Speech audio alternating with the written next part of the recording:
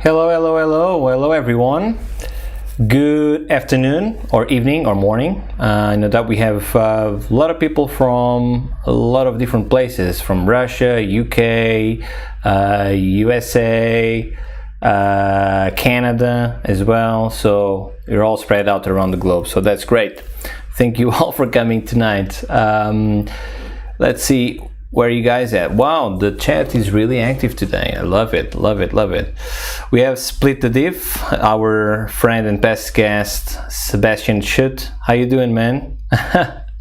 Your favorite German compositor. Hello from Vancouver. Hello Thor. Hello Brittany. Hello Lichani, which I believe it's the first time that I've seen you here. Welcome. Anyway, hello Luis Artigas.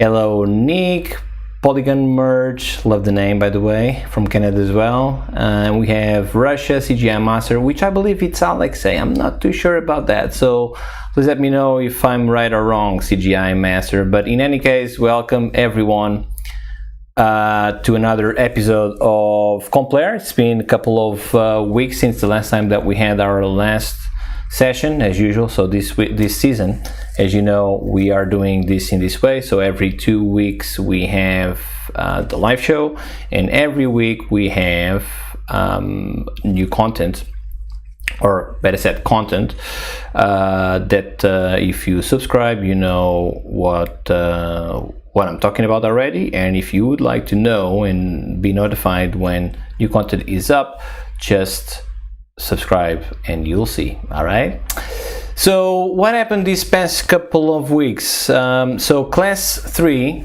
actually started, so we have a very cool and diverse group of professionals. Diversity as in like from different parts of the world, as usual. So this ranges from senior compositors to compositing supervisors and to VFX supervisors as well. So this is kind of it seems like it's a trend, so that's great to know that. So welcome everyone publicly now. I already talked with all of you, but welcome everyone once again publicly to the next level, and I hope that you will extract exactly what you are expecting. All right, I'll give you my best. That's all I can promise. All right, cool. So what happened during this couple of weeks regarding the pandemic? So, and this is the usual thing and the topic of the day, every day, by the way, as you know. So easing of restrictions across the globe in the vaccinated countries, because not every country is at the same level, obviously, especially countries within different continents or specific continents that are not as developed in terms of the vaccine rollout. But in terms of the ones that they are, the easing of restrictions are happening more and more, despite the increased number of cases. So we'll see where this will lead to. For example, in Europe, in which we have like an expected, well, it's going as expected in terms of rollout of the vaccine. I just heard like a couple of days ago that one of the countries, I think it's, which country is it? Can't remember now. But anyway, I heard that they're going into a new lockdown, so I'm not too sure about what's happening. Anyway, we'll see. UK wise, they finally, because I mentioned this last time, they are finally recognizing vaccines from other countries, so people don't have to endure quarantines anymore. I think this includes pretty much every country in Europe and in the US. I'm wrong actually, not every country in the EU, only countries within the European Union.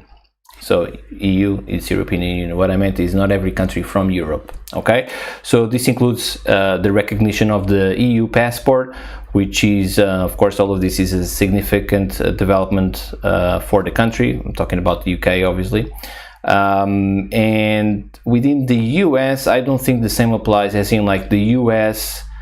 So the UK recognizes this from the US, but not the other way around. I think the US are now facing a few well, more than a few apparently, issues with the vaccines. We're going to talk about that also.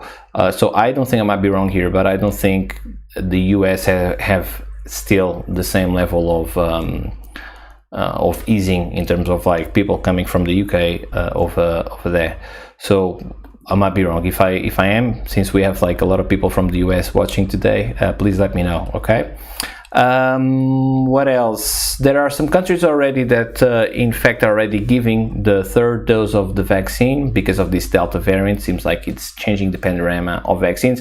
I think at the moment actually it's just one. I might be wrong once again here, might not have all the updated news, but I think it's only one at the moment. I think it's Israel actually that is giving the third dose already of the vaccine, again targeting specifically this Delta variant that is raging on, it seems. And speaking of which, by the way, in Wuhan, authorities are set to test the entire population once again after the virus is surfacing or resurfacing again. And I think this is a very important development because, of course, according to everyone, it all started there.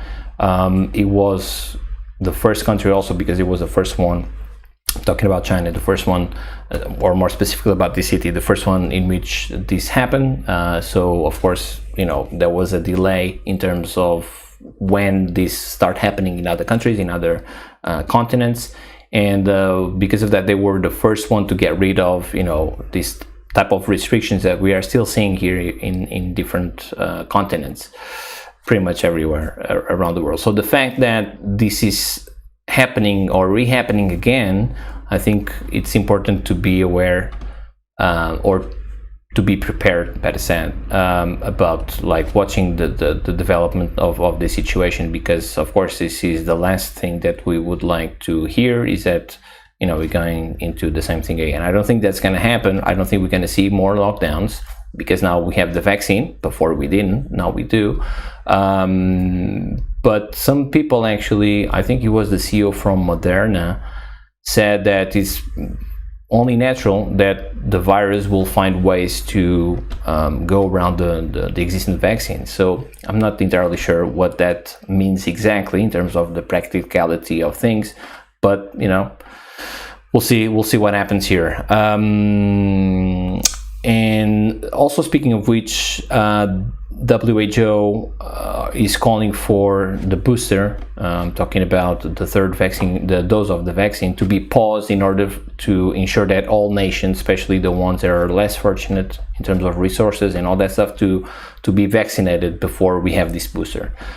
Because there's, it's no good, of course, if like half of the world is vaccinated and the other half isn't. So I don't think we're gonna win this, let's call it war, in that way. And that's exactly why WHO is saying this. Is like, okay, it's something that of course probably we have to consider, like this third dose because of this Delta variant, but we have to target first the population around the world that didn't even get the first vaccine, let alone the third dose, right?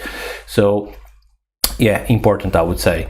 And as I said before, the US is now facing, it seems like a problem with the vaccination, because there's a lot of, an increasing number of people that do not want to get vaccinated.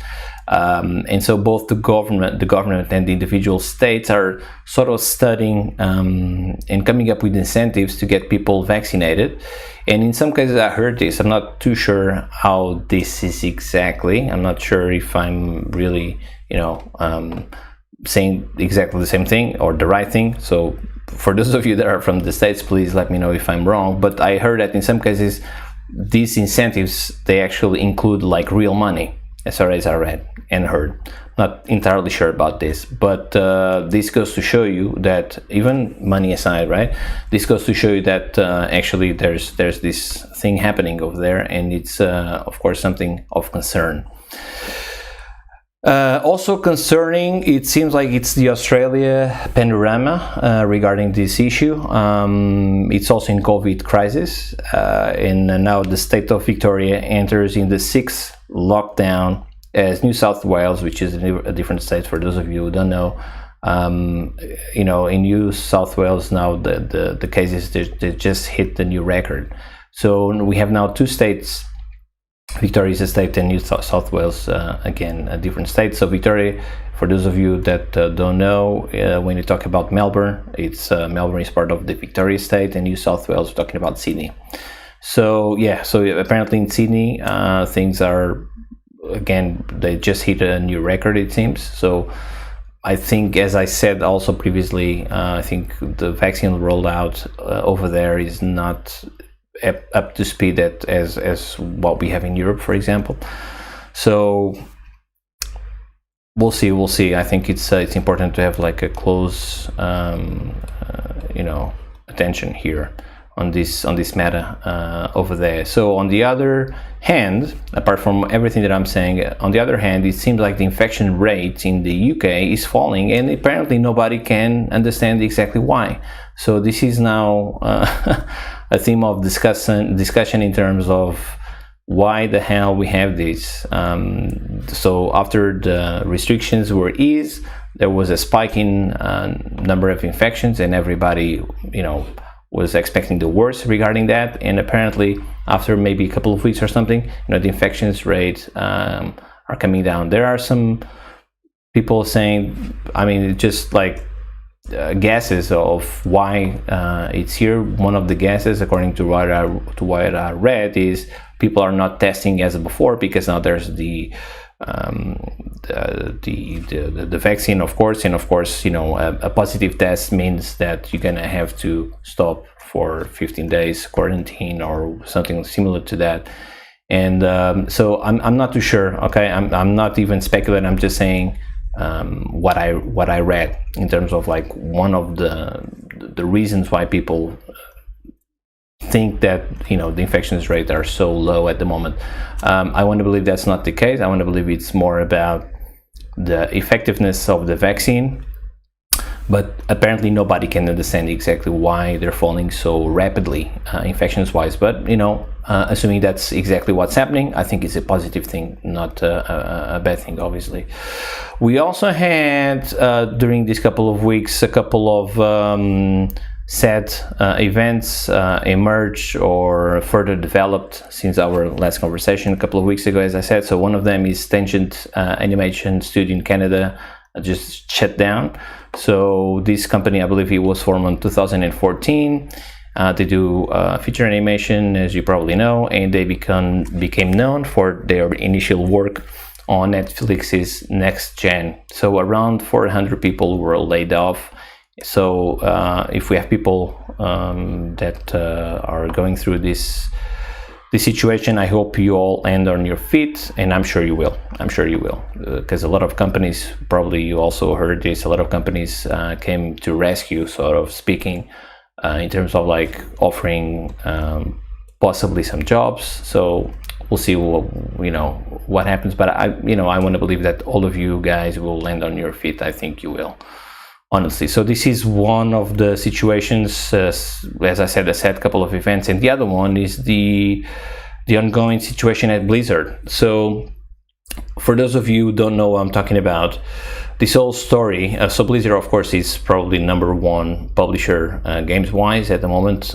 So this whole story started with the lawsuit from the state of California against small practices within the work culture in the company, and they cite things like sexual harassment, frat boy-like culture, misogyny, violating equal pay laws and labor codes, and many other things along this kind of way. So as a result of this investigation that I think lasted for a couple of years, the president stepped down, as well as the head of HR stepped down as well. And on top of this initial lawsuit, they also are facing another one on top of this one, this time coming from the sponsors or investor, but I think it's actually sponsors that alleged that the lack of disclosure of this initial lawsuit made the company's stock grow as if nothing of this was happening.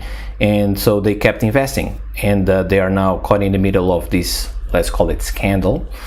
And because of that, now they're losing money. So if they would know, if they knew in the beginning that this was happening, probably they wouldn't invest, at least not in the same way. That's what I think they're alleging.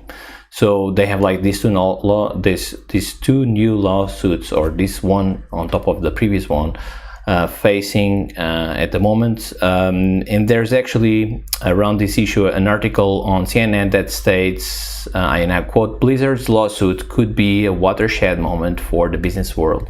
And I think, I think this is a pretty significant development, although it seems like very specific, but for the work that we do, I think this is a pretty significant development. And I don't want to say much more apart from what I just read. And basically, I just told you exactly what I read. But, and the reason is I don't know enough. So there's no point on me trying to come up with things that I don't know. It's good. It's a good thing to stick to what we know, especially in cases like this. But I think this is scaling to the highest degree, and I don't think we've ever witnessed anything like this. And I think, as I said, it's a major development that things are panning out in this way in a lot of alike industries, including ours. That, as we all know, we have similar situations happening in some places, not everywhere. But so I think it's about time actually that these laws, because these laws are things that are being violated, and they were being violated. It's not something that wait a minute, there's no law to protect this. No, there's laws apparently, but for some reason they were never reinforced or enforced in the way that we are seeing now, apparently. So of course, mental health and things like this are like the topic of the day. Also I would say, or I think, motivated by the pandemic, and I think it's a great thing. It's about time to talk about these things, and it seems like now people that didn't have the power before, now they do. So if this means change, we'll see what happens, because you never know how these things will actually pan out. Some people say, for example, the people that step down, they're scapegoats. The people that have more power, they're still untouched by this thing. We'll see, developments here. As I said, I don't know. I'm just repeating what I read and what I heard. So I don't know much about or more about in comparison with what I just said, but I think this is a very significant moment. And the fact that CNN, for example, as a news outlet, are saying or are reading or writing an article stating what I just read to you, I think is pretty significant. So we'll see what results in the upcoming months regarding this situation, but this is still an ongoing thing. So a couple of sad events on this front, and it's very similar. Well, one of them is pretty much like the same industry as ours. We're talking about animation, of course. So pretty significant things that happen here. But VFX wise, I think the good moment continues with a lot of companies hiring. It seems like they're on a hiring spree, and as I've been saying, I think, and I believe that this is the beginning of something even bigger, because I think the tendency is to this momentum to grow even more, because until we don't have the film part of the equation as we had before the pandemic, I think this will continue building up momentum in terms of hiring. And because let's not forget that a lot of the TV shows grew because of this pandemic, also due to the fact, not only because of this, but also due to the fact that, of course, film projects, they were put on hold because of course people couldn't get outside, so shooting was not as easy as before. Of course, this would affect also TV, because it's no different, but the fact that we can watch TV in the different way that we can watch film, right, and the general population, I think this played a huge role on how we have what we have at the moment, like a significant development on this type of projects. So I think this will be built up even more until I don't know, I don't want to say for the next year or something, I don't know, but I think there's still more to develop on this front, and I think it's a good thing. I don't think, I think I said this before also, I don't think I've ever remember to witness such a hiring spree as we have at the moment. I might be wrong, I might be forgetting a moment or two, but I don't think I did, honestly. So it's definitely a good thing. Okay. Technical highlight of the week. I've selected this time a Python cheat sheet that I'll be posting this after today's session. And for those of you who did the program, and we have like a few people here that watched or participated in the program for sure, they know that I'm not a fan of this. This is not how you learn. So I think this is more for people that already know this, and if they want to check things really quickly about like to remember how to do this or to do that, I think this is interesting on that front. But it's not something that if you don't know anything about, you won't extract anything out of this, because this will look like a different language, you know. And it is. But I'll be putting this, so I think it's useful. Again, for those of you that already have some knowledge on this front. So yeah, Python cheat sheet. It's a couple of pages, I believe, and I think it's really interesting. So that's what I've selected as a technical highlight for today. All right, so let's see what you guys are up to here. So Sebastian Chute says, doing good, man. Thank you very much. Looking forward to this episode. Cool, me too. We have Iran. Hello, Iran. We have India. We have, well, probably more places that I don't know of, because not everybody is saying where they're watching this, but welcome everybody. And Sabine is saying, I saw a report that this comes from two reasons. Overall cases, in terms of the infections in the UK, right, Sabine? I think that's where you're up to. Overall cases get more mild, and therefore people don't get the test. Exactly. So more or less the same thing that as I read. And the COVID symptoms from the government is not fully matching the same stats anymore. Okay, yeah. So I read something similar, but the general feeling apparently is nobody knows for sure. Nobody knows for sure. So yeah, it's well, listen, if the infections are going down, I think that's all we care about, providing there are really real numbers in that sense, you know what I mean? If it's not like some sort of, you know, working the numbers in a way that benefits, you know, how the actual infection rate is looking, if it's not true. Okay, so providing it's true, I think, you know, we can try to, of course, and we should know the reason, because maybe there's some things to learn with it, but as long as it's coming down, I think that's the most important thing. We have a lot of people from Brazil. Hello Brazil. Hello. Okay, so now it's time for the tech corner, and I think this one you're gonna like, because normally it's all about, not it's all about, but it has a great deal of technical ability or technical things to look differently. This one is no different in that on that front, but it's a little bit more artistic. So I think the great majority of you, whether you're more technical or not, I think you're gonna appreciate this one. That's at least what I hope for. Okay, and then we're gonna have our guest. So enjoy your tech corner, and then we're gonna have a chat, and then we're gonna have the guest, which is gonna be great. Okay, bye bye guys, and enjoy the tech corner of today's episode.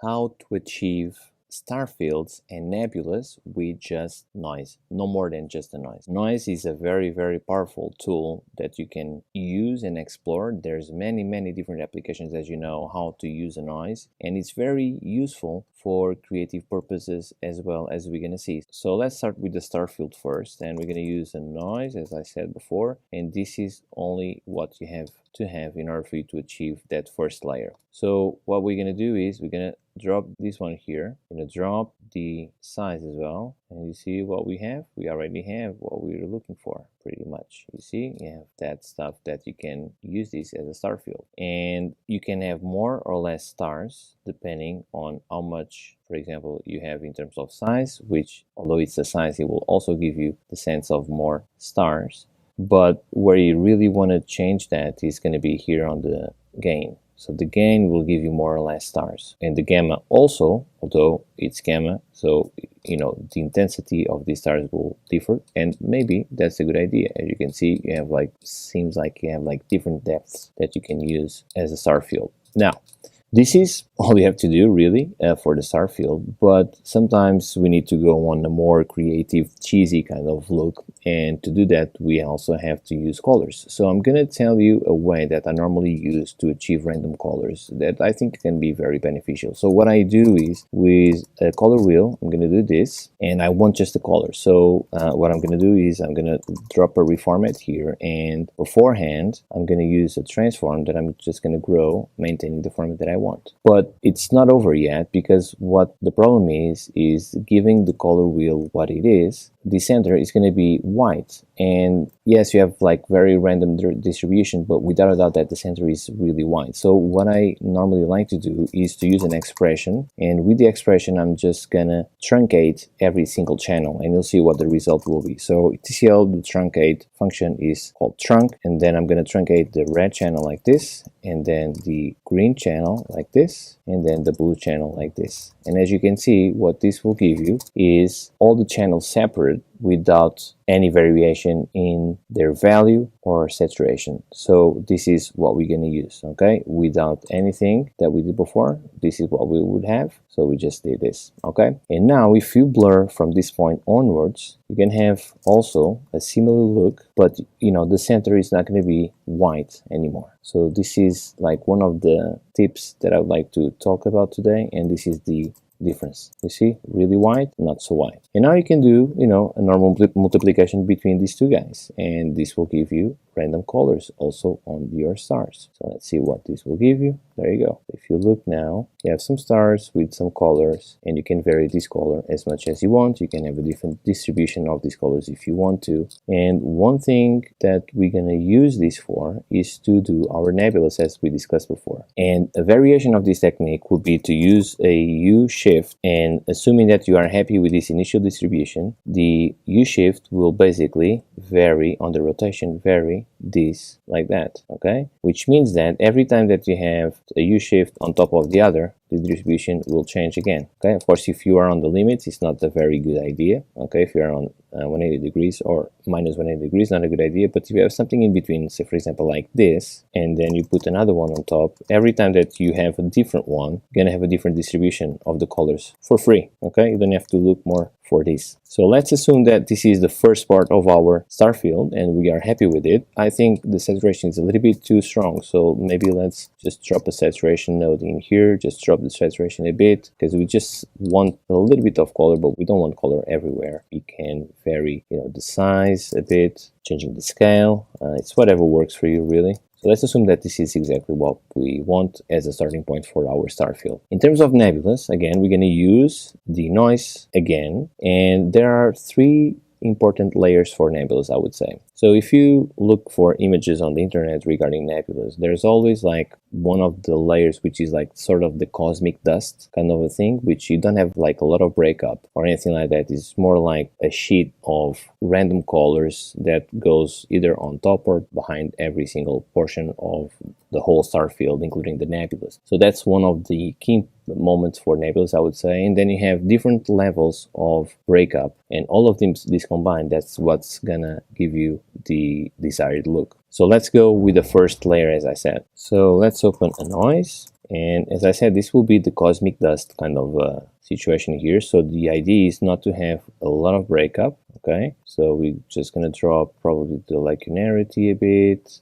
this stuff in here as well. This needs to be big, so let's say that this is kind of okay. The cool thing about this is you never know what you're gonna get, which is also part of the fun of dealing with these things. So let's say that this is enough for me now, and now I'm gonna use a version, as I said, a version of these colors, but not exactly the same way. So I'm gonna use a U-shift, and I'm just gonna drop the slider for rotation there, and I should have like a different type of thing in here. So this is what we're gonna have for this guy. I'm gonna use a multiply, and I'm gonna multiply those wavy forms coming from the noise with that color. So that's one of them. And by the way, I'll always like to have like a clamp in here. So I'm going to clamp all the values in here because some of them probably will go above 1. So I just want to make sure that no values will go above 1. So this is one of them. Then the other one will be, I'm going to put this as a default, will be something with a little bit more breakup. So for example, this stuff in here. Okay, so something like this, maybe vary things a bit. And I'm going to use the same clamp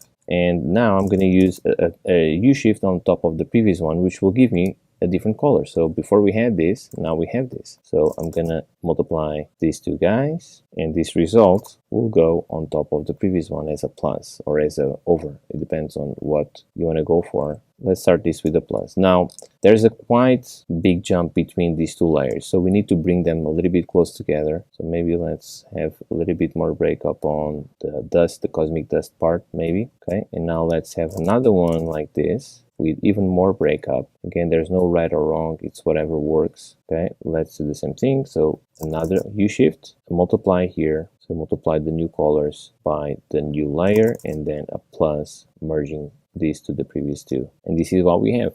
Be too strong, but we can change this later on. As I said, it's way too saturated, especially that last one there is very saturated. It's this one here, so let's drop the saturation down quite a lot. And let's say that this is okay. This is now where you're gonna start messing with the different noises to just get where or what you really want out of these things. I'm just gonna tweak things a bit here just to see if I can have things closer to what I want, because at the moment I'm not entirely happy with what I have. So I'm gonna tweak things slightly. So after tweaking things, this is what I have, and now the idea is to merge the stars with this. So once you merge things, you see that things will start to look a little bit more interesting as we have in here. And now, although this is the final merge that you're gonna have, now there's a lot of other things that you can do. So I'm gonna do one by one and then explain what was my thought process behind what we're gonna do. So first thing that I like to do is to drop a glow,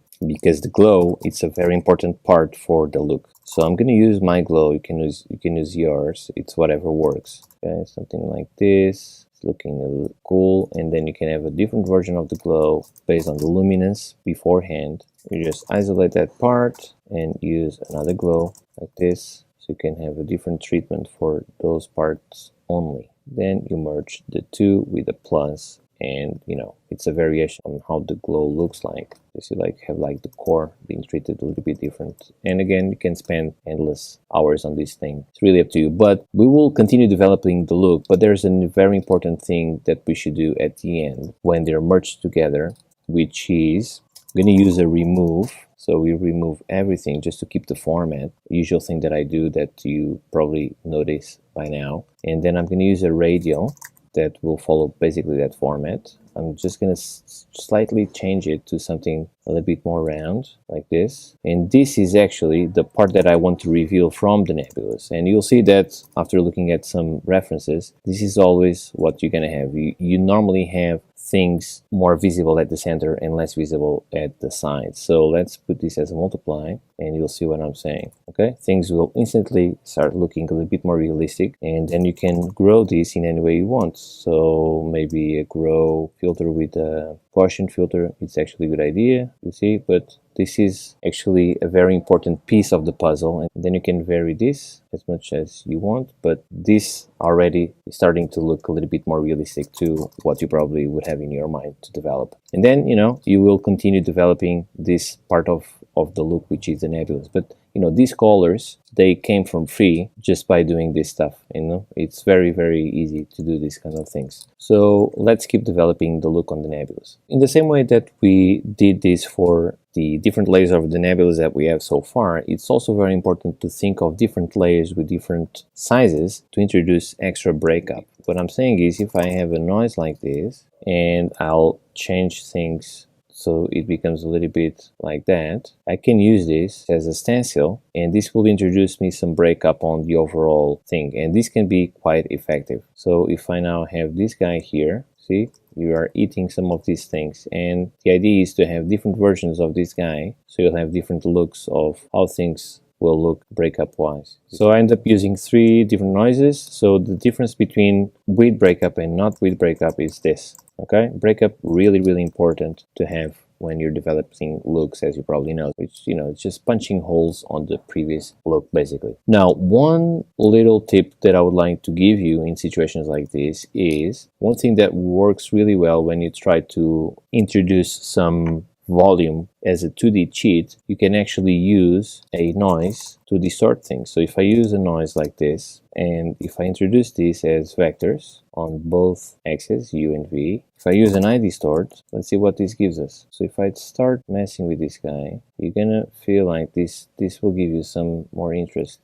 Now, an also very important thing to have when you're dealing with nebulas like this is glow. Glow is usually important for the realism of what we're trying to achieve in here. But instead of applying the glow generically like this, we're gonna just isolate the brightest parts that we have, in here. So if we go with a keyer like this, we're gonna have this copied as a alpha, we're going to have this pre-malted, and this is the part only that we want to have as being glowed. But this time I'm going to have this like really round with a blur, and this is what we're going to have on top. But I want this, in this case, to be a little bit more dramatic kind of effect. So what I'm going to do is I'm going to change the aspect ratio to be something like this. Of course, this is way too big, so I'm just going to change things slightly. So I actually tamed this down quite a lot, and what I ended up having was just these bits in here that I had to achieve by changing the luminance map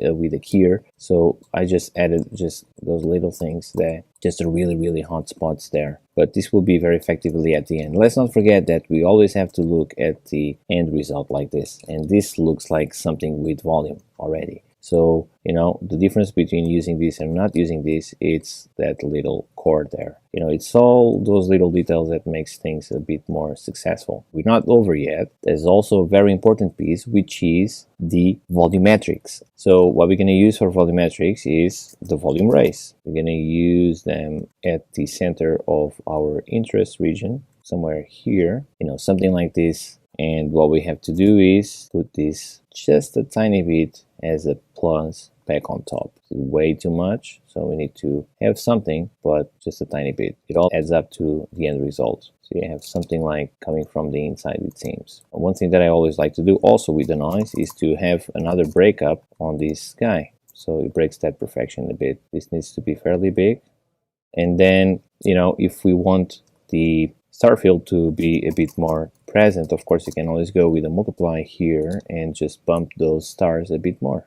Okay. One thing that I also would like to do with the stars is, again, glow. Glow, as I said, always helps. We can go something really cheesy like this, just to vary things a bit, why not? And always with stars, what I like to have is a different one, just a touch of anamorphic feeling to it. I use this as a plus. A bit too much, so I can reduce this in here. The end result will be something like this, and you can see that this is already starting to look like something very different. So this is what we have. One thing that I would like to call your attention to, that it can be really cool, which is normally when we look some of the images on the internet regarding nebulas, we have sort of like, vortex feeling to it, and we can achieve that with an estimap. So the idea would be, so for example, around this region here, before we do this type of stuff, would be to use that kind of thing with an estimap, because it gives us more flexibility. So let's do that. So this is what I did, an estimap, radial, transform just down, and use this to then use this as a rotation here. Because it's so blurry, we're going to have this type of result. And if you use this cautiously, not like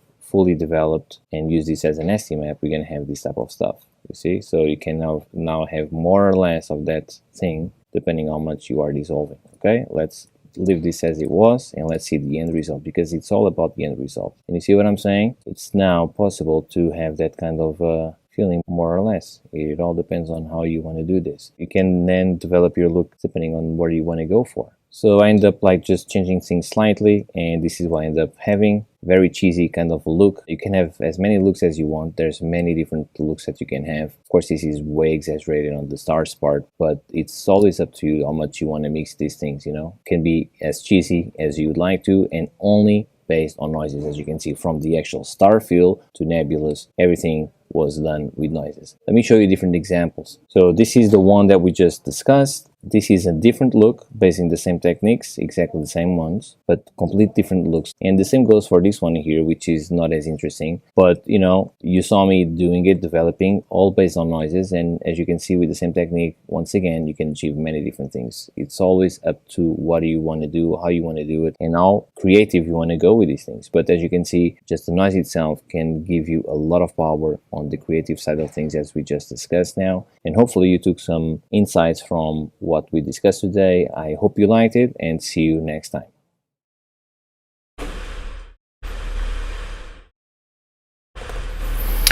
And that's it, guys. That's it for the Tech Corner of this week. I hope you liked it. Okay, I saw Brittany saying, yeah, Nebulas. Because I believe that Brittany, which was one of the previous guests, you were saying something, Brittany, about like, oh, I'm afraid that like on the node find you asked me about Nebula or something like that, right? So I thought, you know, you don't even know what's coming. So now you do. And hopefully you enjoyed it. Okay, so I tried to only use noises for this purpose, on purpose. Of course, there's probably other things that you could have done differently without using noises, but the intention here was with only noises, what can you do for the entire star field, including the actual stars and the nebulous. Okay, so who do we have here? We have more people here. We have, you know, our chat is really active. I love it. I love it. So who do we have? We have Brazil. Brazil is like winning today. Hello everyone from Brazil. We are brothers and sisters, Portugal and Brazilian people, as you all know probably. We have Alex from Compositing Academy. Hello Alex, good to see you here, man. Brittany, as I said, we have Enrique, we have Tor, and we have Libre.io. That was awesome. Thank you, sir. Thank you as well, sir. And now it's time for our guest. And some of you that are in here probably know this person. Okay, so I think you're gonna like it. All right, so let's see who's on the other side right next.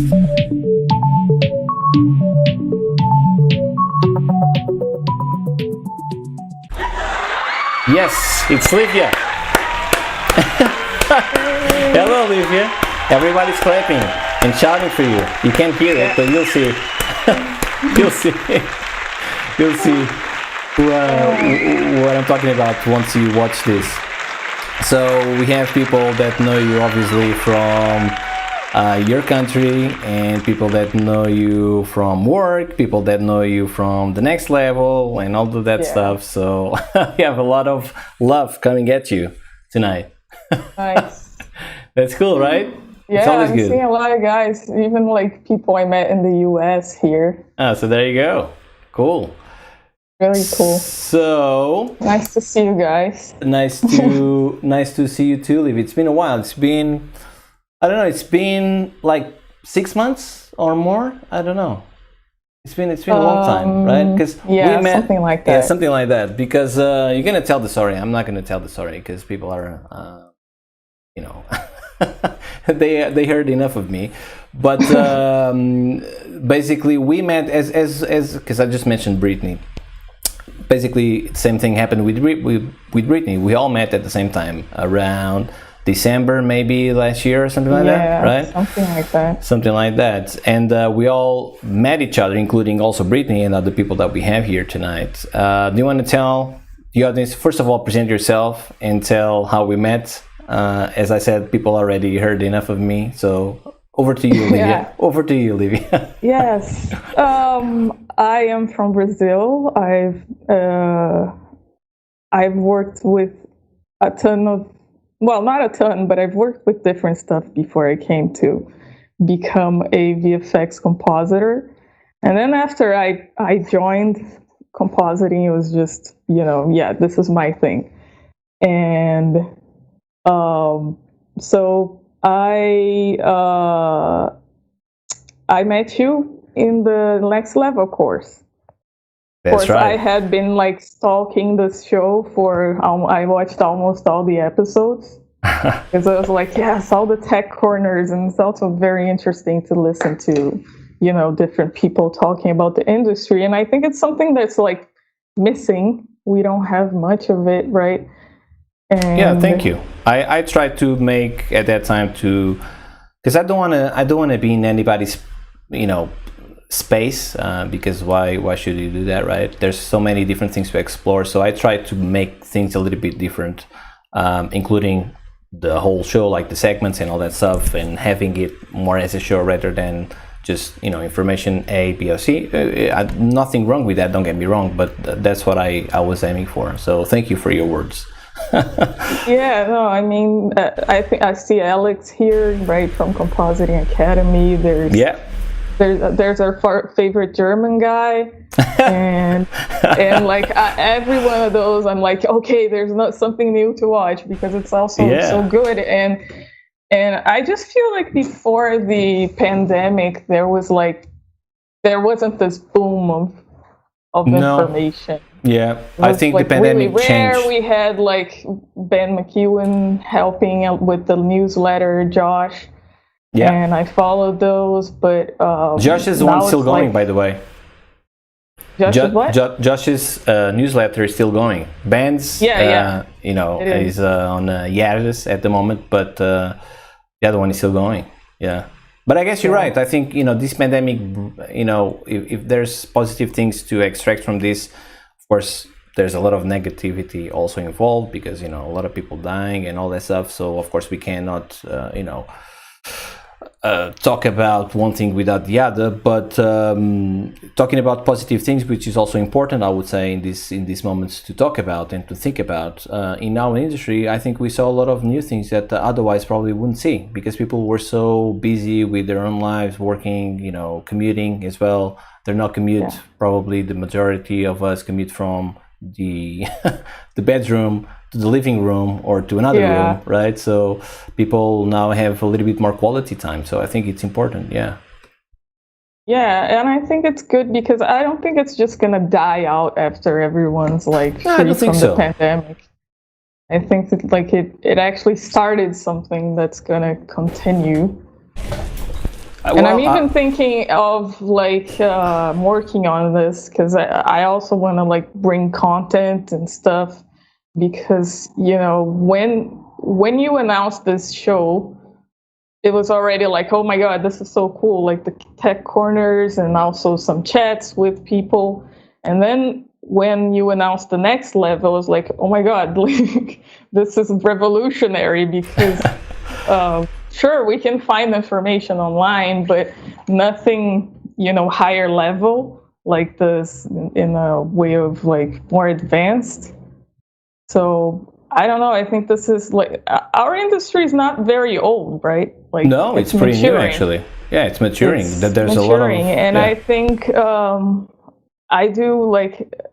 I'll tell you when I've always loved movies, but this wasn't a straight path. Because I live, like I was born in Brazil and I lived most of my life. I did live in some other countries, but most of my life I lived here. And around the time that I was like choosing what to do, college, I was like, well, okay, I might want to work with movies, but I'm gonna starve. There's no movies in Brazil. And this is like which is an important thing to consider, right? Yeah, this was back in 2003 or something. And I was like, yeah, no, I'm going to starve. There's no way. I got to be realistic. I was very realistic teenager instead of being a dreamy teenager, which I kind of regret. But at the same time, I was very different. It worked out for you. There was no YouTube. You wouldn't see VFX breakdowns. I didn't know how this shit was done. Yeah, I was just like, I'd see it and say, oh, that's really cool. And I have no idea how they did it. But of course, like all those like Terminator 2, I watched 1,000 times. Yeah. Jurassic Park 1,000 times. Plus there was like no Netflix or something, so we would actually get the VHS and watch 1,000 times, and we would be happy and with the specials it, at the end, well, that came with DVDs, but once in a while we would get like those specials, like how it was made, and you know, some breakdowns later, not at that time, but later on. But that started like after I had decided to go into advertising, which was like I wanted to do something more creative, which I could kind of be artistic too. And so I went into that. So here I'm not going to starve. But listen, I think it's an important thing to consider, you know, and you know, the fact that you were interested, but you didn't really know how to do or how to get into, and you had concerns of that sort, which is, I would say, a very important thing to consider, obviously, because you don't want to do something that, you know, I think I'm going to love it. I'm not even sure if I will. But one thing that I'm pretty sure about is that I'm going to starve. So, as you said, so of course I don't even know if I was going to starve, really, because here's the thing. When you have a small market, there's also a very small amount of people who know how to do that thing. But that can also be an advantage. And I think it's, I always try to look at things like, what is the best thing that I can take out of this? A lot of times I can't. You know, it's way easier said than done. But it's an important thing to, I would say, to also always at least try to consider, like, yes, this situation, you know, it's a little bit more difficult because of this or because of that. But those exact same things, they can also mean, you know, an advantage. Because, for example, I'm just speculating here within your situation, but if there's only, you know, a few people that know how to do these things, you know, it's way easier to get to them, because they will be more interested in probably tell you, oh, we have another one interested in what we do, you know. So you know, it's probably, and maybe that's what happened to you. I'm not sure, man. I'm just speculating here, but it's also important. It was a longer kind of crazy journey. I actually started as a copywriter for advertising because I was so insecure, and this is something I really want to say because I think other people might feel it. Because I really wanted to go into the artistic part, but I also like to make websites, and I like the tech stuff, and my attention was kind of all over the place, and that's what happens when you're young, right? Like, and I think it's a good thing. But when I was like thinking of doing something more artistic, I'd always listen to interviews of people. Oh yeah, I started drawing when I was like 5 years old or something, and never stopped. And then I was like, I can't do this. Like, it can't go backwards for sure. If you are already in your 20s, of course you can go back. And then I'd be like, okay, people would say you're really good at writing. So I said, you know what? Yeah, let's go writing. It can be creative. And then I absolutely hated it. It was just like this bullshit on top of bullshit. Because, you know, it's advertising, it's not literature. And I only stayed for like an year doing that because the people at the ad agency were just amazing. Like, I would laugh until my stomach hurt every day. Oh, that's pretty good. It was just like, so I stuck with it, you know, and... Because listen, let's not forget that with writing, and I'm not a person who writes. I've written a few things, but more technical, or exclusively technical almost.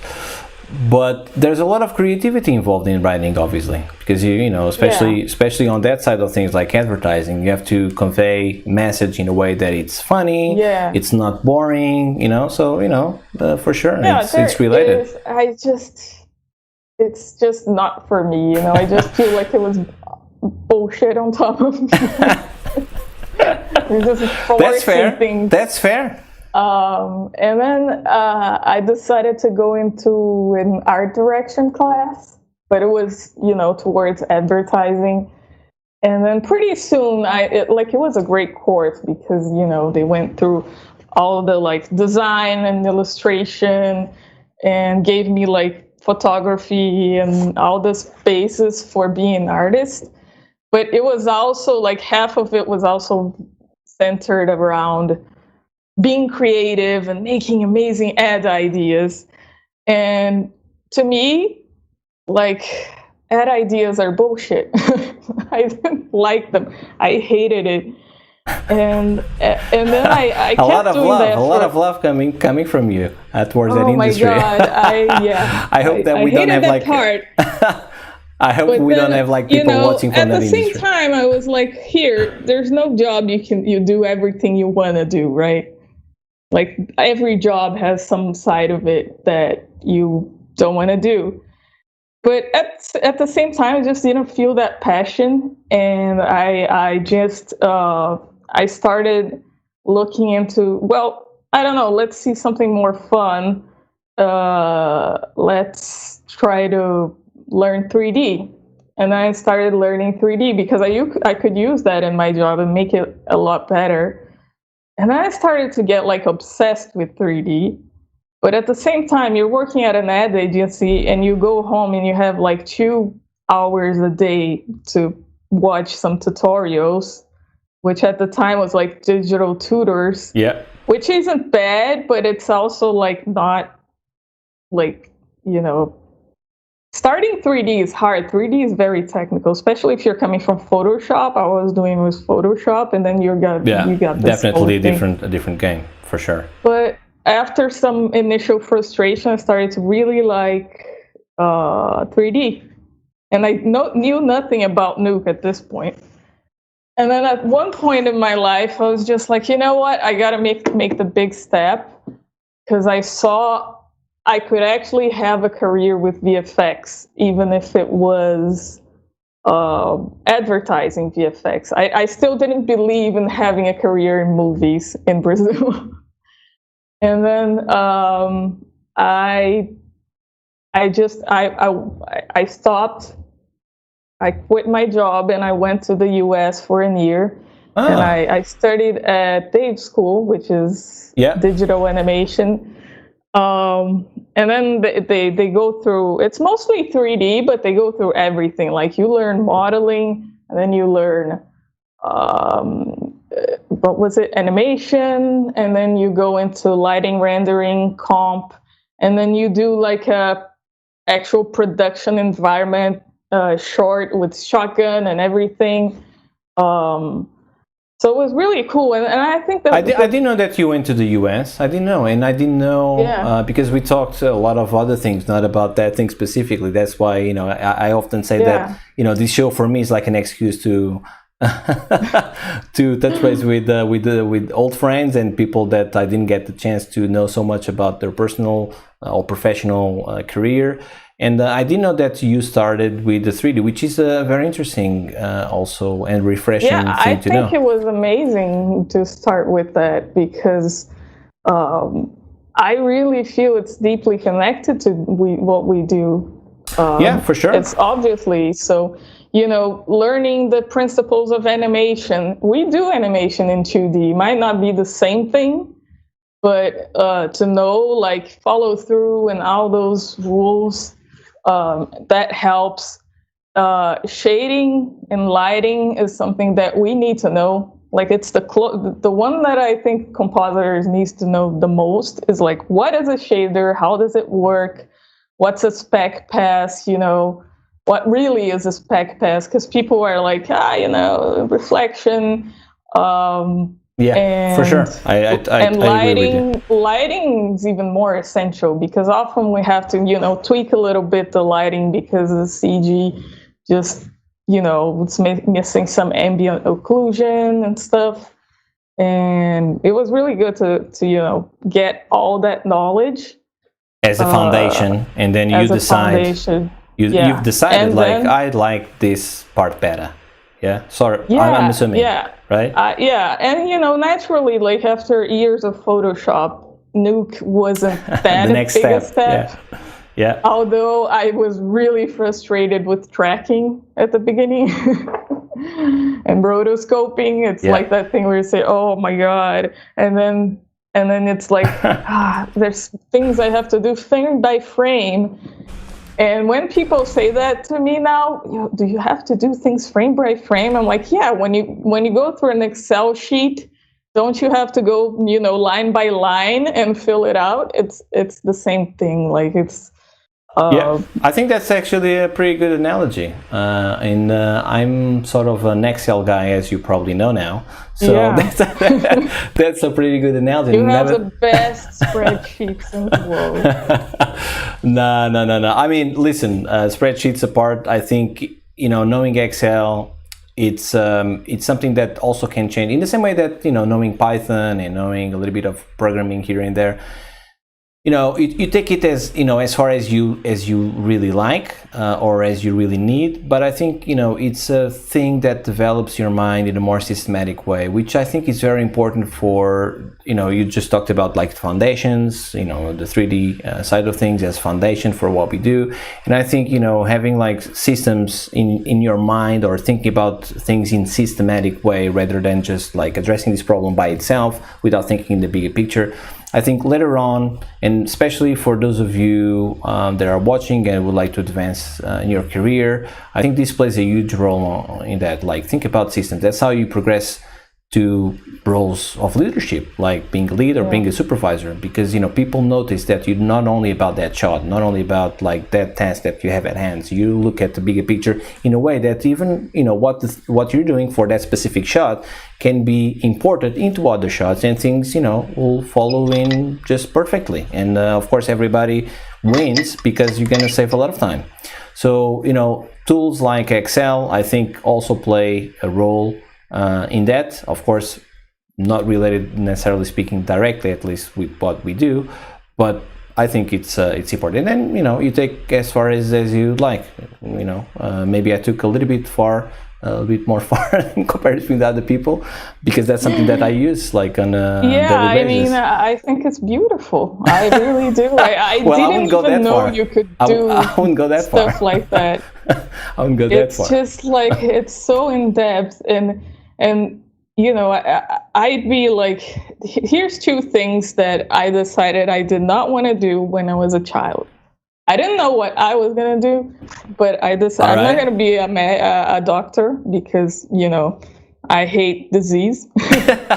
Like most people, I would say, right? Get away from me. Well, that's a pretty valid reason and strong enough reason, right? Yes. And I did not want to do anything with Excel sheets. Okay. And then at the other point, when I got into like the high school math, I liked math before, but when I got to the high school math, nothing made sense anymore. Yeah. And I was like, I hate this. Yeah. I hate this. I never want to see this again. And then you grow up, right? Exactly. And you see, like, these things help you. And after I started learning Python, I never expected to enjoy it so much. Like, I get in the zone, and when I see it's like 11 p.m. and I say, no, it's almost done. Yeah. I can make this work. And for those of you that develop tools and develop pipeline and stuff like that, we all know that feeling, and it's a pretty good feeling, because there's nothing in the world that can distract you from that feeling. Like, you're in the zone. And you can get in the zone without getting that technical. You can get in the zone in whatever you do, right? But when you're like in the Matrix almost, right? Like, you're in that zone that nothing can distract you. You're so engaged, and your mind is going 1,000 miles an hour. And you're failing probably, or maybe repeatedly, but you know that you're onto something, right? You keep failing, but you're onto something. It's problem solving, right? Exactly. It's problem solving. You get to a point where you're like, oh my God, what is this? And then suddenly the dots connect and you're like, yes, small victory. And then you go to the next frustration and the next small victory. Yeah. And, go ahead. No, I just like to say, like, frustration, especially when you're starting with something difficult like Python.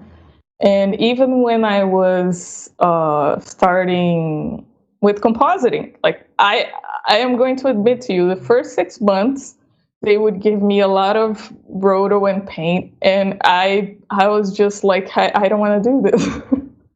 I hate this. And then, of course, I was suffering with a bunch of technical issues, and because you don't know the software that well, of course. But at that point of my life, I'd had a career before, And I knew that this was probably like beginner's frustration, which is what I call it. So Like, you were aware of that. Probably Yeah. that's what's happening. Oh, So that's really I interesting. said, you know what? I am going to stick through with this, because even 3D, like I started learning it in like 2010, and then I kind of abandoned it because I got the frustration, and there was things I said, oh no, I don't like this. Modeling's okay, but it's so hard. And then you get to textures and it's so boring. And then like now textures is my favorite part, textures and lighting. And you just have to go through that pain. You have to go through the pain. Yeah. And I remember my first week learning Python, it was just headaches.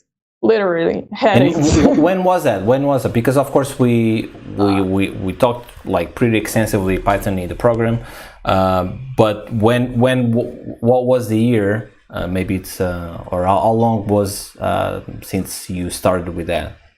Well, I started in 2018, but I never really got deep into it. Like I would be like that snippet person.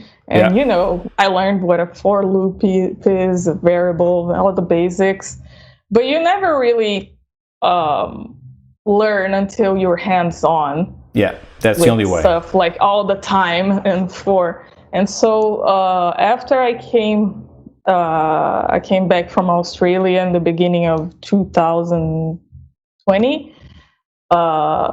And before I had been in a supervisor role, and then I came back to the same company. I said, I want to put my hands and get my hands dirty. I was like doing VFX supervision. I just said, I feel like I can help the team. I feel terrible just saying, oh, this, you need to fix this. And I didn't have the time to sit down next to them and like teach them. So I said, I am going to make life better for everyone here, because it's so frustrating to like, say something's wrong, but not being able to sit with them and solve the problem, which to me is like the most fun part, right? Solving the problem and helping people and seeing people happy with something. So I started like the beginning of 2020, I said, I'm going to go into this, into making a lot of tools, into making our lives a lot better here. And then I really went all in. So like... and that's exactly what you have to, in order for you to like getting to that, into that level, the beginnings can be very frustrating. And it's really refreshing, because I didn't know about this story. And it's really refreshing to hear that, especially coming from a woman, because a lot of people have this thing about like, oh, women, they don't like the technical part so much, or this is something that only men are like have more tendency to do. And it's not. It's the same thing. So I think it's really refreshing, because a lot of people, especially younger artists, they might be put off also because of that, not only by the task itself, but because they don't see, or they see like there's a lack of even references, you know what I mean? Like other people that are actually doing the job, you know what I mean? So I think it's hugely important, and I thank you for that, for sharing that, because I didn't know that. To be honest, like I knew I had to get into Python at some point, but since I like started getting other roles like supervision, I didn't really have the time to get into it. Like I tried to learn some Python while I was on set waiting for the FX chart to come on. Wow. But okay. But at the same time, you probably woke up at like 3:30, 4:30 in the morning, and your brain's like, no. I know. Yeah. I can't learn Python now. So. That's not gonna work. No, maybe it works for a couple of days, but that's it. Especially in that environment, let alone the time. But the environment itself, at least I need a certain type of environment to do certain type of work. And for example, programming, I need to have like visual organization around me. Otherwise, if it's too messy, I can't get something that is already messy, because it's something that needs to be developed, into something that is pretty clean and everything makes sense, and you don't doubling the work, and you do something that it's repeatable and stuff like that. So I need certain type of, this is me obviously, and it's important that we all know what we can do and what are the conditions that we need in order for us to thrive or to accomplish what we know that we can. But yeah, that's great to hear. I didn't know about that at all. I didn't know. And actually, when I was prepping this interview, which it's too strong of a word because there's not a lot of preparation, I have to be honest. It's more a conversation, a free conversation. But in any case, I looked at your profile, and once again, I was surprised because I didn't know that you are actually, because it has to do with what you're saying, you're actually working as a TD, right? I didn't know that. Yeah. I am splitting my roles between lead and TD. Yeah, that's pretty cool. So, and I think that's actually, because I've been there, it's hard to like juggling between the two because, you know, both of them, but one takes a lot of concentration out of you, and you have to have the time. You have to have the time not only to do the task, I'm talking about programming, not only to do what you were set out to do, but also to fail, because a lot of these things have to do with failing repeatedly, failing miserably, failing 1 week after the other, and then by the third week you have like a door that just opened and you're like, what? Yeah, that's exactly what I was missing all these couple of weeks. And I think people don't realize that, people that don't put in the work, or because they don't like, which is fair, it's fair. But I think it's such a good thing that you just a good testimonial, I would say, regarding that side of things, because it's possible for you to be technical like that, to be a female doing that job, obviously, right? So people think, and I think, as I said, some of these things might come because of the lack of references. So I think it's once again, it's a great thing that you have you as a reference on that front as well. And one thing that I was about to ask you, because you were saying like, I didn't know how to get into VFX, and then I went to the States. I ended up learning like 3D, and then you came back to Brazil, I'm assuming, right? Until you got your job. And it's so funny because you told me the other day when we were having that test call that you actually know some people from the new class, right? From class 3. And one of them was the one that interviewed you for a certain job. Maybe it was your first job, was it? My first job, No way. Oh my God. If Chris is watching this, I'm not sure if he's in here. We have Enrique, which is also a friend of yours, right? But I don't think we have Christian, not yet at least. But I'm sure you will watch this. So it's funny how things work full circle like this in life, isn't it? Yeah, totally. I mean, I think I'm lucky that I've worked with a lot of great people. I really have nothing to say about like working. I mean, of course, there's like no place is perfect with. No, that doesn't exist. With everyone is beautiful and friendly, but yeah, I think it's really important, the part of like, we're not doing this alone. This is a team effort. And one of the things I really liked about that course that I did in Florida is the fact that it was like, I went there thinking like, oh, Florida, I'm going to learn, I'm going to chill. Man, it was like one of the hardest working years of my life. Because I love the philosophy they had there. I don't know if they still have the same because the school was sold, but at least when I was there, it was like they would teach you some things, and then they would say, start doing it, hands-on, and we'd be working together with the rest of the crew. They had teaching assistants, and then it was just hands-on, and that's how you learn. Yeah. Like, that is how you learn. And it was hands-on, and it was like they do like this terrorism of like for 3D, if you forgot any, if the character wasn't centered in the center of the origin, or you forgot some floating vertex anywhere or an end gone, you'd get 0. Wow. That's pretty extreme. Even if it was like amazing perfect model, you would get 0. Boom. And they were full of those. So you had to really be on top of it. Yeah. And but that's also what probably you are still carrying that with you in what you do to this day, right? Like that discipline, and that okay, this is the right way. Let's not rush things. Let's do things proper, right?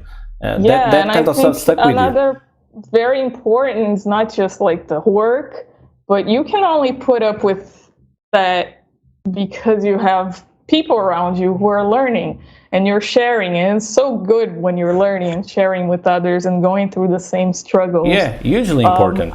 I hate places where like everyone just sits and does their work, and that's not how that's not how we learn. That's not how we take pleasure from our work. I would go to the extent to say that that's not how life works. Yeah. Well, life can work that way, I guess, but I don't think you're taking the the whole benefit of living like in a more complete way, I would say, because it's that's how, exactly as you said, that's how we learn. I learn all the time with everybody. I also always said that I can learn some things with a runner just because it's a different angle, and that's what I'm always trying to get or trying to teach people, or I don't like that word, but I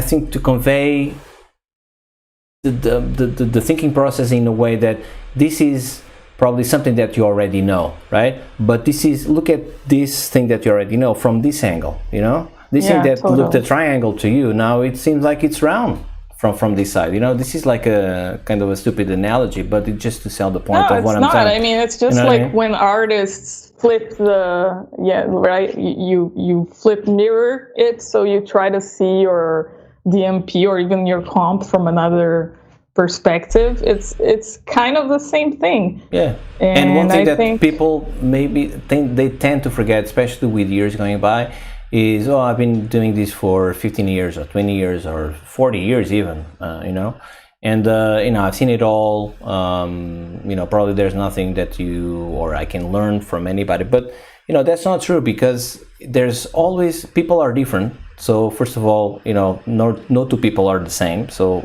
right off the bat, of course, there's a chance for everybody to learn something new, just because it's a different person. And also in what we do, because it's related with technology, things, they advance pretty quickly. The world today. We have copycat exactly. now. And this is just the beginning, for example, on that front. Yeah, it's just like the really beginning. That's totally going to change everything. Yeah.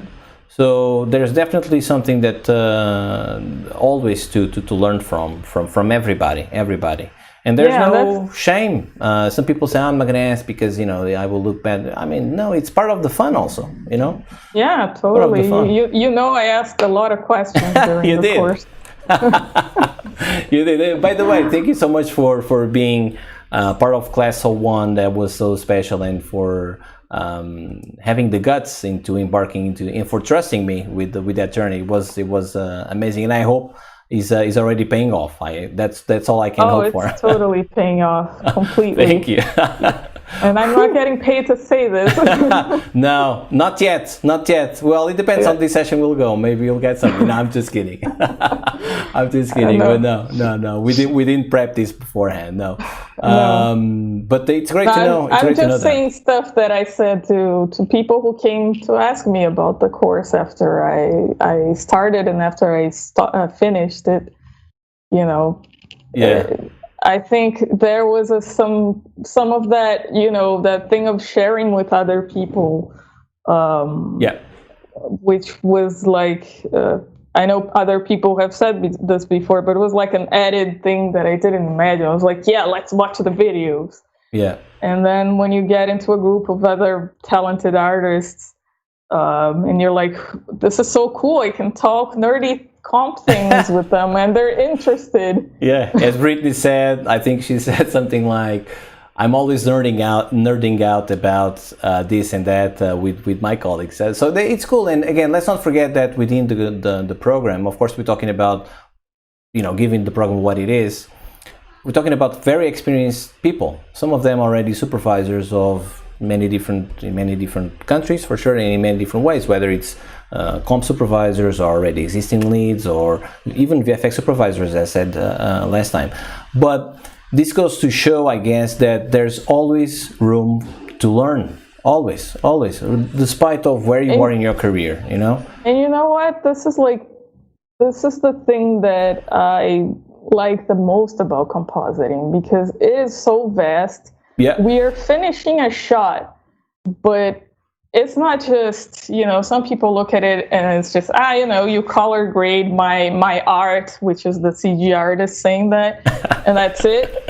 But it really isn't. It's a mixture of, like I said, you have to know how to light, you have to know how shaders work, you have to know how a camera works. Yeah.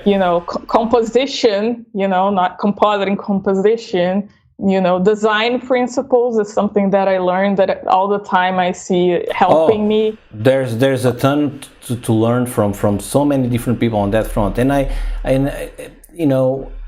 I'll go to the extent of saying, like, especially for what we do in VFX, a successful shot in VFX is not so much what is the work or how beautiful the work is. Of course, if it's beautiful, you have a better chance on having like a working shot, right? But I think a lot of times, I would say like 90% of the times, just to not say 100, it has to do with the design of the shot.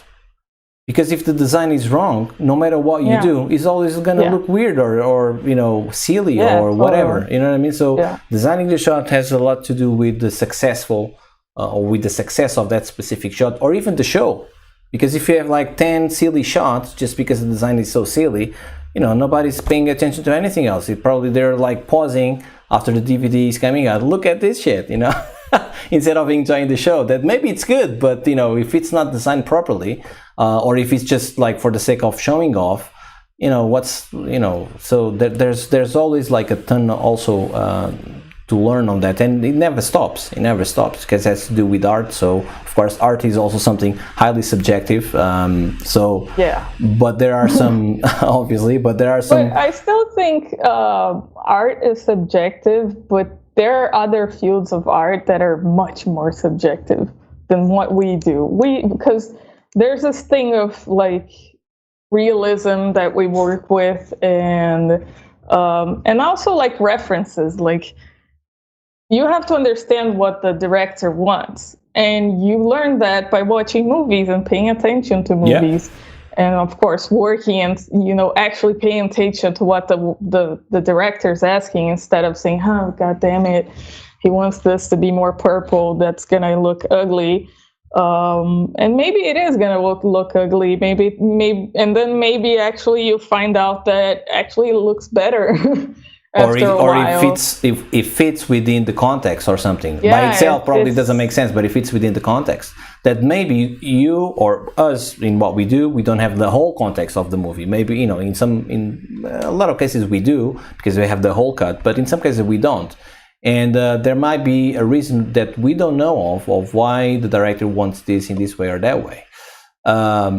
So also things like to watch out for is like, okay, do I have really the whole context? Because context, as I often say, is everything in life. I would say, even if you don't, like, for example, when you're saying that I used to hate maths, because when I was on high school, I used to love maths, and then it turns out I started hating maths because I didn't understand what was that I was doing. I was just like probably doing some things that because when you start learning 5 + 5 is 10, you're like, this is useful. I can see why this is useful. And then you get to like log, and you're like, what the hell am I doing? And again, it's because of the lack of context. If you don't put things in context, you're lost, right? And totally. I think a lot of things that we do in our education system around the world, this is not specific to any country or to any continent. I think it's something that it exists, and I think it will never stop, unfortunately. But it's lack of context, because I'm pretty sure that all of us that are here with us tonight, if they would pay, or if they knew what some of these math concepts could do for what we do these days, in what we do every day, probably we would pay more attention, right? At least I would. Yeah, I mean, that it's an time. investment that you make, and it's like I said, I didn't know that I was gonna like it so much, and actually, I am enjoying it, and because it gives you freedom, right? Yeah. And I always say, like, studying is something that gives you quality of life, because you want to go to work and you want to have all the tools and all the references to, like, you know, do things fast and smart, instead of being like, oh my God, I'm here 10,000 years trying to do this. And then if you put in the time, you know, waking up early, or in your weekends, or if you're awake after work, because I always come to work after work, like, Yeah. Yeah, that's for why sure. I tried the mornings. You know, just put in the time, and like, honestly, every time not every time, but most of the times I sit down and learn something new, I kind of use it in the same month I learned it. Sometimes in the same day, even, or maybe sometimes, or next on the next week. day or something, right? Or next week. Yeah, for sure. Yeah. Speaking of which, by the way, and because we're talking about all of these things very technical, and you know, one of these things that I'm talking about, like, I wish I had paid more attention when I was learning this for the first time, was linear algebra, right? So I had to go on the hard path of, like, relearning things and learning new things that I didn't learn before.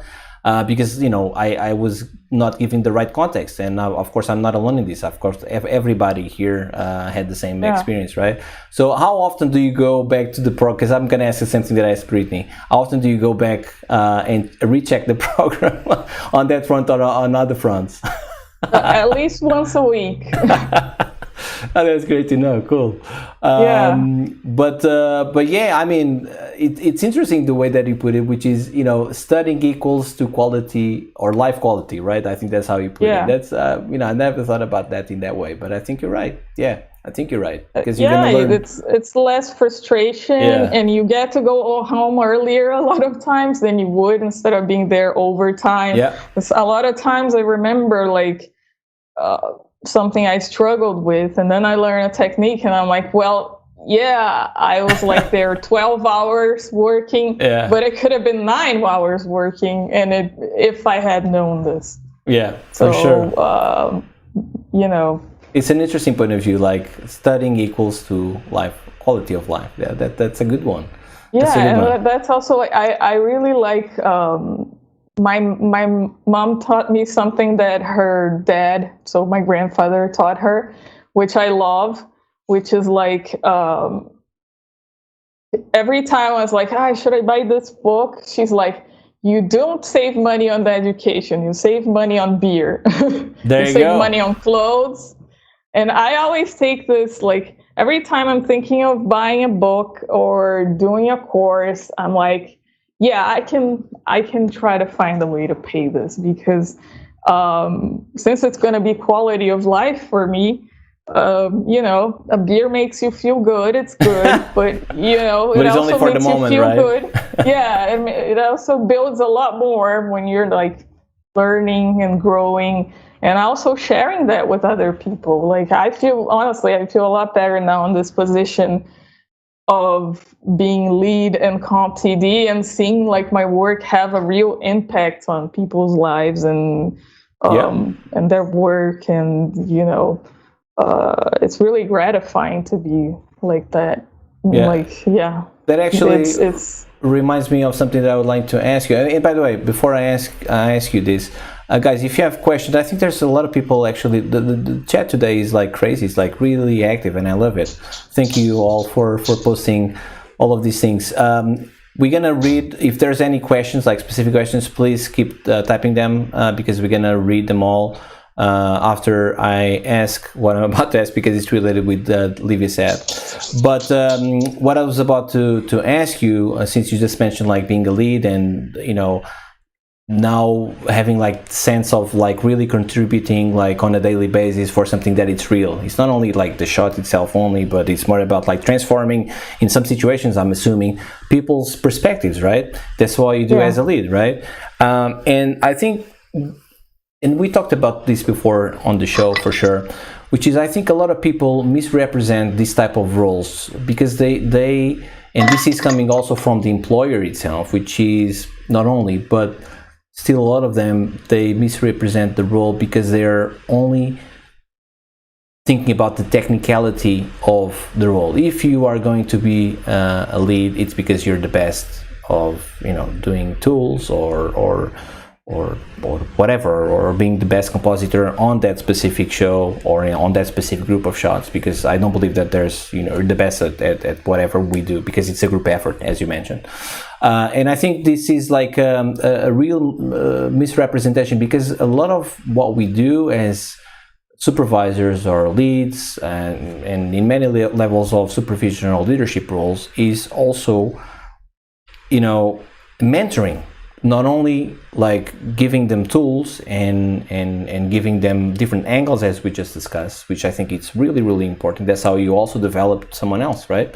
Not giving them everything on a silver platter, but saying, okay, you have to think about this in a different way. Maybe you're gonna get to something even better that you know, you don't even know that you had in you, and it's not even something that I'm thinking. It's just something new, and it's yours, not mine. You know what I mean? So, but very important, that part, of course, but mentoring is also very important, because people will look at you, if you're in a leadership position, as a mentor. Whether you like the word, whether you like that job, that role or not, I don't think you can really do your job well if you don't embrace that, right? Do you want to expand on that? Do you agree with what I'm saying? Oh yeah, totally. I think, well, to me personally, I like, coming from a smaller industry, I felt like, of course, I had some great soups and stuff, but we're always like overworked. Soups don't really have enough time to spend with their artists, learning, teaching, and mentoring. So I missed a lot of that. And there's one philosophy that I heard in some TED talk, and that I like to follow, is like, put out into the world that which you want the most. So that which I wanted for a long time, and now I'm actually getting it from, like, you know, you with the programs and Compositing Academy and all these amazing people who share things. Yeah, like, it makes me so happy that's happiness to be able to give others what you wanted so bad, and it's so like gratifying. It's gratifying, exactly. It's gratifying, and it's also, you know, even speaking purely as a selfish kind of position, like, if you are that person towards your team, guess what? They're gonna help your life as well. You know what I mean? Because they feel like they are part of also that solution, and it's a good feeling. Everybody likes to have that feeling, right? So I think people that and we still have that a lot. I believe, you know, with the things that you just mentioned and we just talked about, like, this pandemic opened like a lot of people, different people's doors in terms of, like, here's my way of doing this technique, or here's my you know, this way of going about this problem, you know. And we had a lot of that coming from the pandemic, right? And I think it's hugely important to be that guy on a daily basis if you're in a leadership position. And a lot of time we still have the opposite, which is things are running really fast, we don't have time for this, but you have to make up the time for that, because it's so important. And if nobody does that, no, you know, the industry is not going to get better, and the next job is not going to get better, and, you know, the next person after that one that was in that leadership is not going to get better. So I think it's hugely important, and a leadership position, as I often say, it's way more, well, first of all, it's a completely different job, right, than being the artist. And there's still some differences also depending on the type of company, whether you're a lead or a supervisor. That can be like very serious differences. But there's also a common, you know, line to all of them, which is this one that I'm telling you about, which is like the mentoring part. If you don't put in the time to think about your team in that way, to give them what you have, to tell them about these different angles, to develop them, not just saying do this like that, you know, because, you know, you're not really doing probably what you could have done, because what you want from a supervision point of view is to not do the shot, but to extract the best out of them, right? The best out of everybody in your team. If you're giving them recipes that are all the same every time, if you don't teach them how to look at things in a different way, next time, guess what? You're going to do the same thing again. You have to spend time with them, talking about the same thing again, because they didn't develop their own way of thinking about problems in a different way. And that's I think for me that's hugely important. So that's great that to hear your point of view as well. Yeah, I don't know, I think we also have to nurture a mentality of if you invest in others, they will also feel more compelled to invest in themselves and invest in those around them. It's like something that really spreads. Yeah. And then, because I see a lot of people who are like disillusioned, and they're like, oh, I should have been promoted by now or whatever. They always do the things the same way, and yeah, it gets boring if you do the things the same way, And people will notice as well. Other people will notice, like, okay, this person is always applying the same thing. He's not investing in something different. And I think what people really notice is like, what's your originality? To the extent of how we can be original, of course, there's a limit or a different, we can't reinvent the wheel because it's already invented. So I think we actually live in the age of refinement, with also some new things, but not so much about new things. We have to be new in a different way. That's all what I'm saying, and I think that's exactly what people will notice about everyone is, this person do this and that differently. Oh, let me know, because they become interested as well. It's like an infectious kind of thing, as you just mentioned. It spreads out, right? Yeah, and if people feel comfortable with you as a leader, they're gonna be able to go and say like, sure, you share the setup, but something's not really working, because sometimes like you have time to do the setup for this one shot, and then when you go to the other shots that are similar, it doesn't work that well. And you need your team to trust you and to be open, so they can come and tell you, this is not working that well. Of course, people feel a little, but you have to try your best to say, come on, tell me the stuff, and let's do it together. Let's solve this together. Exactly. Right? Together. So let's adapt it. Like, this is not like the holy grail of setups for the shot, for the sequence. Like, I don't pretend to know everything. And sometimes like we're human. Like, sometimes we're thinking of things this way, and then the next day you're like, oh my god, that's so much simpler. And if the artist notices this before you, just go and talk to your lead, and you don't have to be like, oh, this is wrong. Yeah, exactly. But you can like say it in a nice way, like, in a normal way, I would say, in a normal way, right? As a person, as a normal person. Yeah, as a normal person, Exactly. and as someone who wants to make things better for everyone, right? Yeah. Yeah, but unfortunately, people they get put off, especially younger artists, by that, because they feel like then they're not at ease, because people the leaders that we still have, some of them, not all of them, but I think this is actually changing now with the new generation. I think it seems like we're saving the world or something, so everything seems like, or they instigate the fear rather than, okay, let's do this together. You know what I mean? If we fail, we fail together. If we win, we win together. But it's all a group effort, and there's still a lot of lack on that regards, I would say. But hopefully, things will get better. Yeah, I mean, that's what I think. Like I said, when things grow, you can always be creating, even if like your lead is not a very open person, your comp super is not a very open person, you can still create that community with your artists. But you should always try to open those doors with the leadership.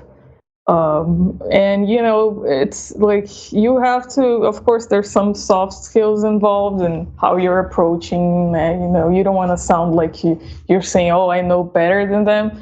But at the same time, like if it's a decent person who's in the leadership, don't be so worried about like hurting their ego. As long as you're saying it like a normal person, like usually I'd go like, what do you think of this shot? I think the setup here in this shot is not working that well. Could I try it? And I always try to bring the solution too. Exactly. And that's also a very good point. Before we go to the questions from everyone that is watching, I think it's important to approach people, whether it's your supervisor or lead, if you're not on that position, obviously, with not only telling, okay, we have a problem here, but also with a possible solution. And I think a lot of people also miss that. We are, because, whether it's they're overworked or they're tired or they don't have that in them. Like, of course, a lot of these things play, as you said, with soft skills, and soft skills is also related, not only, but also related with everyone's personality. Everyone's different, so we have to be true to our personalities. I think it's also very important, because if we're faking it, everybody will notice sooner or later, so it's short-lived for sure. So, it's important to expose the problem, talk about the problem, but also always with the solution in mind. There's a couple of solutions, and that's how also people will notice, like, okay, this person is not only about like, oh, this is wrong, just solve it and give it to me, So I think it's also very important. Cool. So we have, our conversation is like, I don't know, way over 1 hour. Sorry about that, Livia, but I would say here like a couple more. Anyway, so we have a lot of people. So Livia, says Mauricio. Mauricio also from the same class. Hello, Mauricio. Good to see you here, man. Terminator 3 was the best. Terminator 3 was the best. Do you want to comment on that? No, okay. Not by a long shot. It's just Terminator 2. The others you can just I agree with you on that. Away. Yeah. VFX Brazil is so challenging indeed, says Gustavo Gonçalves. I'm assuming this person, right? I worked with. I never met him here in Brazil. I worked with him in Australia, actually. You did? All right. And Mauricio said, "Yeah, Gustavo Gonçalves, guys. Everybody's here," says Gustavo. So we have a lot of Brazil represented in here. Nick Schrader says how to pronounce, and I'm gonna fail this. Probably he's gonna say, "No, that's not how you say it." For now. I'll say it for now. If it's not for now, how you say it, I've always said for now. So there you go. Cool. I think that's it. I think this was when you were talking about like you going into that school, like learning the basics of 3D, and I think Nick said, for example, how to pronounce for now. as a part of the basic side of 3D. Henrique saying Brazil representing in all corners of the flat earth. We all know Earth is just a cloud of noises projected in a sphere with some crazy distortion. That's it. That's exactly what it is, Henrique. Yes, I think. And Nick says, yes, once math abandoned numbers, I was out too. So there you go. Yeah. I think he's talking about all the letters. All the letters? What do you mean?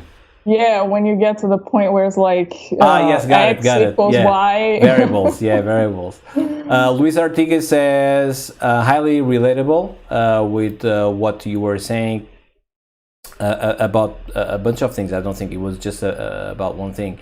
What else? A real question. Come on, guys. I love you participating here, but I'm looking for a question here. Shalandra. Hello, Shalandra. Shalandra is here with us as well. Great to hear, Livia. Enjoyed the abandoning math bit and coming back to a full circle. That's it. That's exactly right. Yeah. Nick says, badass. There you go. You have a fan in here, Livia. Badass. Do you know Nick? Yeah, I'm a fan of him too. Cool. All right. There you go.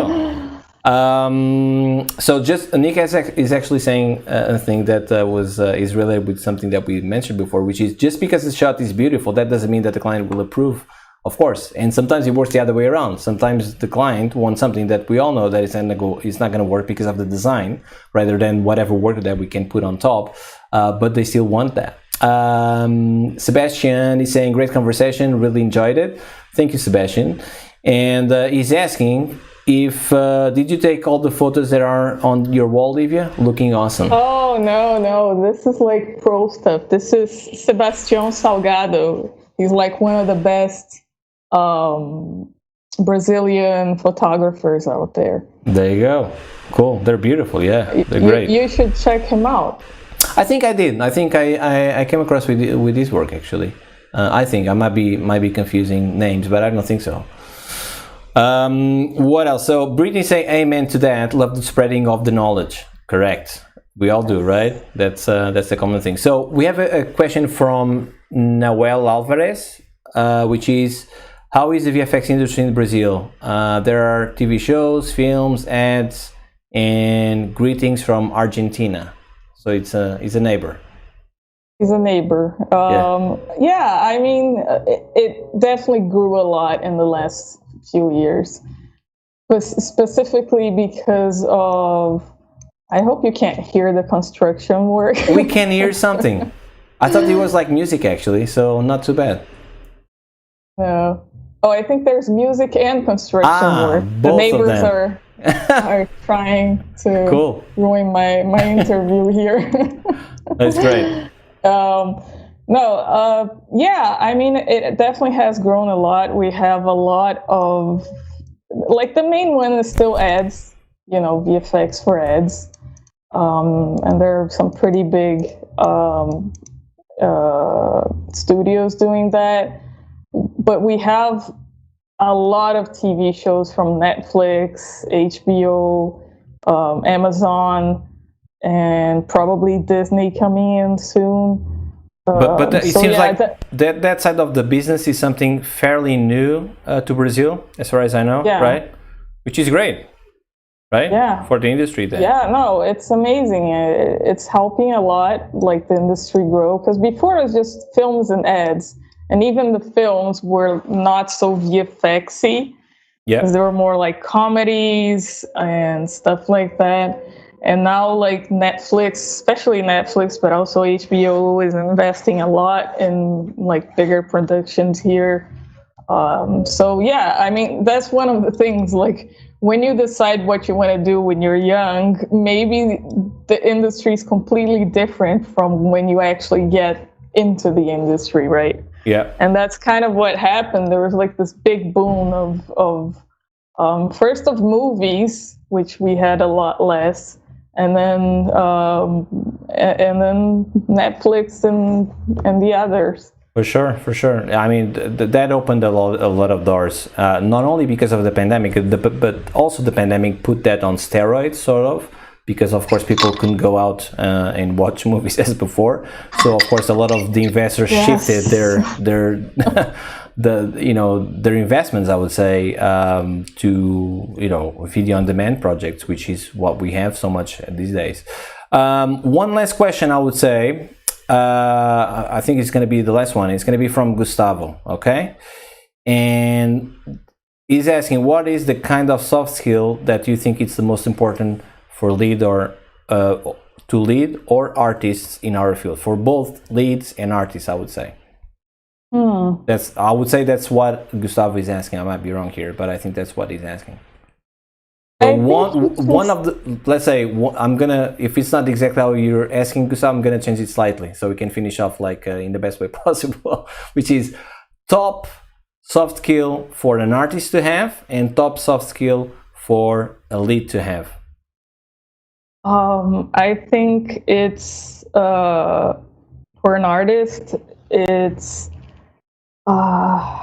having some passion about your work, really, try to not get jaded. There's always things to learn, but I mean, as a soft skill, I'm going to the point where you're like, if you have that passion, go around and talk to other artists, don't just sit on your desk all day, because you can take so much from like talking to other people and helping them out. They're going to help you out. And, you're a team, be a team player. You have to think of yourself as a team player. Great. That's a great one. What about, as he's asking, for a leadership point of view, top soft skill?